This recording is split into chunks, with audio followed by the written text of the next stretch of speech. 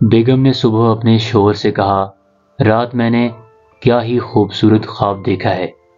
شوہر نے پوچھا، کیا دیکھا؟ بیگم نے کہا، میں نے دیکھا تم نے ایک خوبصورت ہار مجھے تحفے میں دیا۔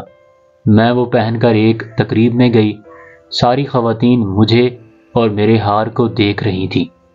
بتاؤ اس کا کیا مطلب ہوا؟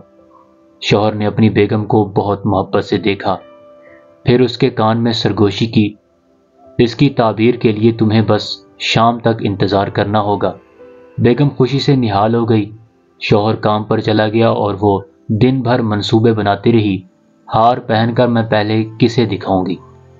اس نے اپنے شوہر کے لیے بہترین کھانا تیار کیا اور انتظار کرنے لگی۔ شام کو شوہر جب واپس آیا تو ایک گفٹ پارسل دیدہ زیب کور میں لپٹا اس کے ہاتھ میں تھا۔ بیگم پارسل دیکھ کر ہی خوشی سے جھومنے لگی۔ اسے صبر کرنا مشکل ہو گیا۔ شوہر نے بھی زیادہ سسپینس نہیں رکھا بلکہ پارسل بیگم کو پکڑا دیا۔ بیگم نے بے صبری سے پارسل کھولا تو اندر ایک کتاب تھی جس کا عنوان تھا، آپ کے خوابوں کی تعبیر۔